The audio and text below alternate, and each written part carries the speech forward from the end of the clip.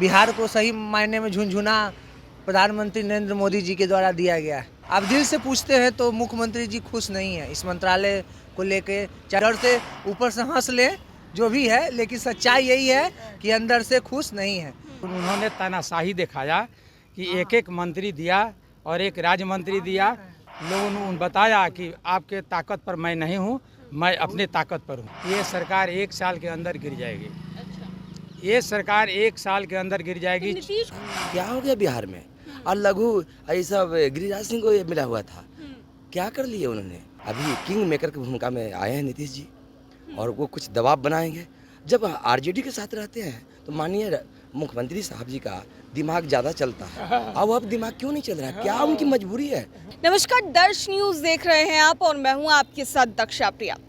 मोदी 3.0 सरकार के गठन के बाद कल कैबिनेट की पहली बैठक हुई और इसमें विभागों का बंटवारा किया गया।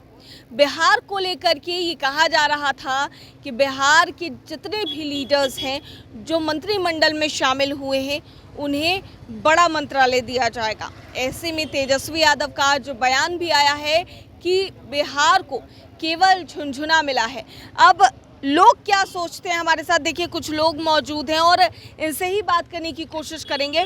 सर, जिस तरीके से मंत्रालय का बंटवारा हुआ, मंत्रालय लोगों को दिया गया, विभागों का बंटवारा किया गया, तो क्या लगता है कि कोई भी बड़ा मंत्रालय जो है वो बिहार के खाते में नहीं आया, जो भी लीडर्स हैं, तो किस तरीके से आप लोग देख रहे हैं? सबसे पहले तो मैं आपके चैनल के माध्यम से अपने परम आदरणीय सामाजिक न्याय के योद्धा गुदड़ी के लाल श्री लालू प्रसाद जी का आज 77वां जन्मोत्सव है, उस अवसर पर हम लोग उनसे मिलने के लिए आए हैं।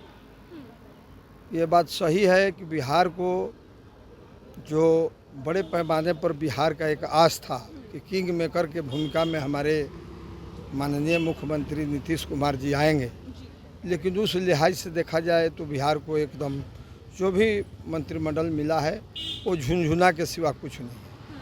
कि इसमें ना कोई फैक्ट्री लगा सकते हैं, ना इसमें कोई किसी को रोजगार दे सकते हैं। तो हम लोग बिहार के लोग बड़े पैमाने पर आस लगाए थे कि कुछ बिहार में होने वाला है, किंग मेकर के भूमिका में है, दबाव बना करके बिहार को कुछ मिलेगा। अब तो हम लोग आग्रह करते हैं अपने आदरणीय नीतीश कुमार जी से कि अब विशेष राज्य के दर्जा दिला करके बिहार को आगे पटरी पर लाएं।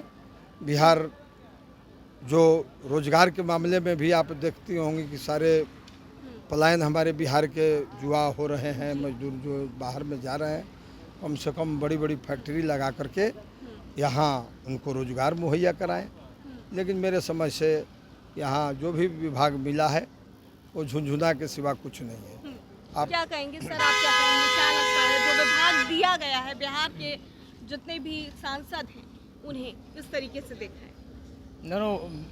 जो विभाग मिला है वो खाली नाम का मिला है। वो नीतीश कुमार जी को जिस तरह से हमारा बिहार दिखता था कि ये एक केंद्र में उभरे हैं, कुछ करेंगे, फैक्ट्रियाँ लाएंगे, कारखाने लाएंगे, लेकिन ऐसा कोई बात हुआ नहीं। लेकिन कहा तो जा रहा है जितना मांझी को लघु उद्योग मिला है, मध्यम उद्योग मिला है, इसके बाद चिराग पासवान को खाद्य प्रसंस्करण मिला है, गिरिराज सिंह की बात की जाए तो टेक्सटाइल मिनिस्ट्री उन्हें दी गई है। तो ऐसे में कहा तो जा रहा है कि जितने भी मंत्रालय हैं उनमें जो रोजगार है वो बिहार में लगाए जाएंगे उनको लेकर। मैम, जो भी मंत्रालय मिला ये तो पहले से भी मिला हुआ था। अरे रामविलास पासवान जी के पशुपाति पारस जी के खाद्य प्रसंस्करण विभाग तो पहले से भी मिला हुआ था। क्या हो गया बिहार में? और लघु ये सब गिरिराज सिंह को ये मिला हुआ था, क्या कर लिए उन्होंने? और जो भी विभाग ये सब पहले से ही मिला हुआ था, कुछ नहीं हुआ विकास बिहार का। तभी जनता उनसे प्रतिशत वोट का देख लीजिए। बहुत कुछ हम लोग आशा लगाए हुए थे कि अभी किंग मेकर की भूमिका में आए हैं नीतीश जी, और वो कुछ दबाव बनाएंगे। जब आरजेडी के साथ रहते हैं तो माननीय मुख्यमंत्री साहब जी का दिमाग ज़्यादा चलता है। अब दिमाग क्यों नहीं चल रहा है? क्या उनकी मजबूरी है? जनता अब ये सवाल करेगी उनसे ज़रूर, और ख़ास करके मैं ही सवाल करने के लिए मैं भी तैयार हूँ। जी, मैं भी एक सैनिक हूँ, रिटायर हुआ हूँ। और अगर अग्निवीर की प्रथा को एकदम धीरे से काहे बोलते हैं, एकदम अगर उसमें गए हैं सत्ता में ना, तो अग्निवीर प्रथा को ख़त्म कर देना चाहिए। क्योंकि मैंने 26 साल देश सेवा में किया हूँ और विदेश सेवा किया हूँ, और अभी भी एक सेवा कर रहा हूँ। लेकिन मैं कौन सी सेवा कर रहा हूँ, राज्य में सेवा ही कर रहा हूँ, बट ऐसे छोड़िए वो। सच्चाई यही है कि ये सच्चाई कि इनकी मजबूरी जानेगी लेकिन जनता। कहा जा रहा है चिराग पासवान के पास भी गया है जो मंत्रालय, वो भी काफ़ी ज़्यादा बिहार में अगर रोज़गार है उसको लेकर के बात करेंगे। गिरिराज सिंह बात करेंगे टेक्सटाइल मिनिस्ट्री की, यहाँ पर रोज़गार लगाया जाएगा। इसके बाद अगर बात कर ली जाए और भी मंत्रियों की, तमाम जितने भी मंत्रालय उन्हें दिया गया तो रोज़गार के लिए काम किया ये जाएगा। मैम एक चीज़ बताइए, जो पहले से मंत्रालय मिला हुआ था, कौन सा यहाँ फूड प्रोसेसिंग कौन सा फैक्ट्री खुल गया, खाद्य प्रसंस्करण कौन सा हो गया।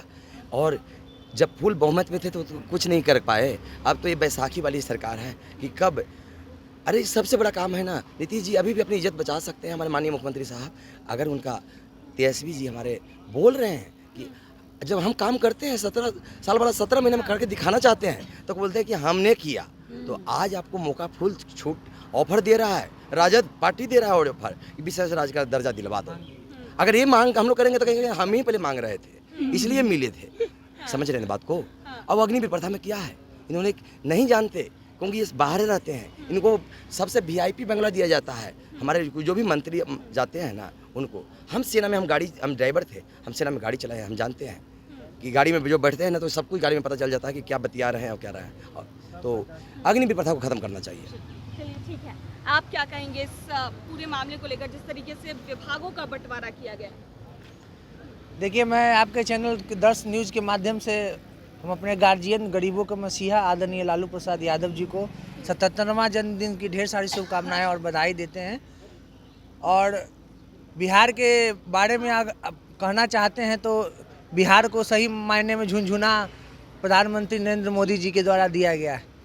या छोटी मंत्रालय देकर उनको खुश करने की कोशिश किया जा रहा है, लेकिन आप दिल से पूछते हैं तो मुख्यमंत्री जी खुश नहीं है इस मंत्रालय को लेके, चाहे उनके सहयोगी कोई भी खुश नहीं है। डर से ऊपर से हंस ले जो भी है, लेकिन सच्चाई यही है कि अंदर से खुश नहीं है।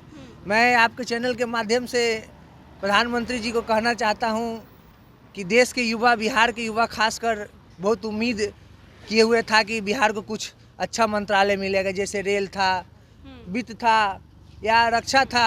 बिहार हमेशा से रेल रखा है, ये सब मंत्रालय नहीं मिला। छोटी मंत्रालय देकर खुश करने के प्रयास किया गया है, लेकिन इससे बिहार की जनता को भलाई होने वाला नहीं है, न युवा को भलाई होने वाला।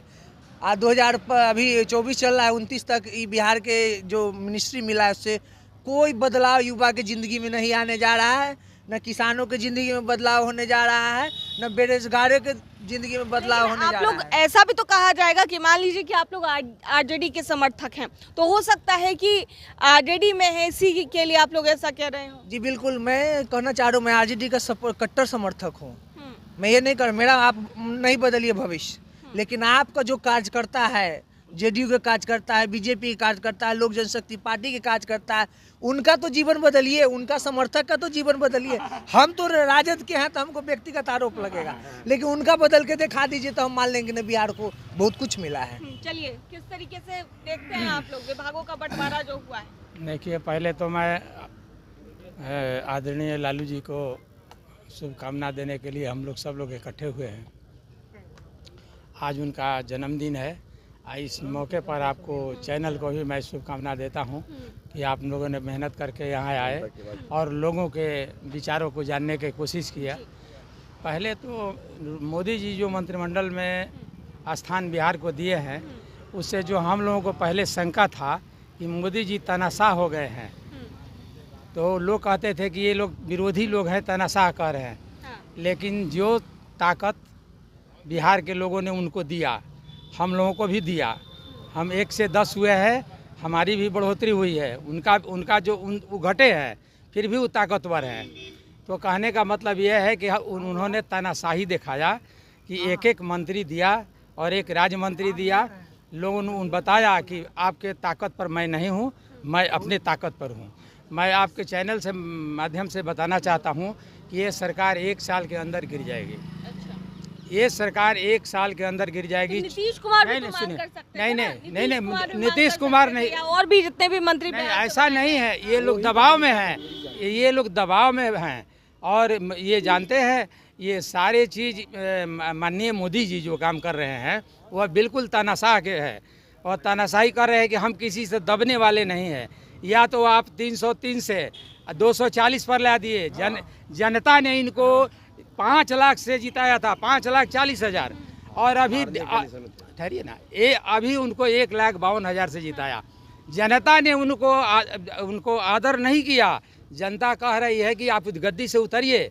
303 पे 240 अल्पमत में आ गए हैं।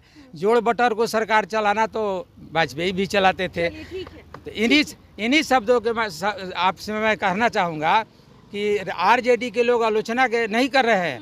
आरजेडी के लोगों ने संविधान बचाने के लिए लड़ाई लड़ा, और यहाँ जो इंडिया गठबंधन है वो संविधान बचाने के लिए लड़ाई लड़ा और उसमें सफल हुआ। और मोदी जी को जनता ने खींचकर नीचे गिराया और 240 पर लाया। वो अल्पमत में है, उनको सरकार नहीं न चलाना चाहिए और जनता उनको नहीं मानती है। इसलिए आप जानिए कि अयोध्या के नाम पर पूरे देश में वोट मांग रहे थे। अयोध्या ने उनको हराने का काम किया और वो 26 सीट हराया, वाराणसी से लेकर अयोध्या तक। आप लोग सोच सकते हैं, चैनल वाले भी सोच सकते हैं, आप जानते भी, हम लोगों से ज़्यादा आपकी जानकारी है कि वह उनको जनता ने गिराने का काम किया, फिर भी ज़बरदस्ती वह सत्ता में बैठे हुए हैं। इसलिए मैं चाहूँगा कि पूरा देश उनसे गद्दी छोड़ने के आग्रह कर रहा है और उनको गद्दी छोड़ देना चाहिए और 1 साल के अंदर वो चुनाव कराएंगे। इन्हीं शब्दों के साथ आप लोगों को धन्यवाद। देखिए, आरजेडी के समर्थक और कार्यकर्ता क्या कुछ कहते नजर आए हैं। जिस तरीके से विभागों का बंटवारा किया गया, कई लोग ये भी कह रहे हैं कि रोजगार उत्पन्न किए जाएंगे, लेकिन कई लोग ये भी कह रहे हैं कि जो भी मंत्रालय मिला है उसको लेकर के कई लोग बहुत ज़्यादा खुश नहीं हैं। अब ऐसे में देखना होगा कि क्या कुछ बिहार के मंत्री जो हैं वो केंद्र में अपना जलवा दिखाते हैं। कैमरा पर्सन रितिक के साथ मैं दक्षा प्रिया, दर्श न्यूज़, पटना।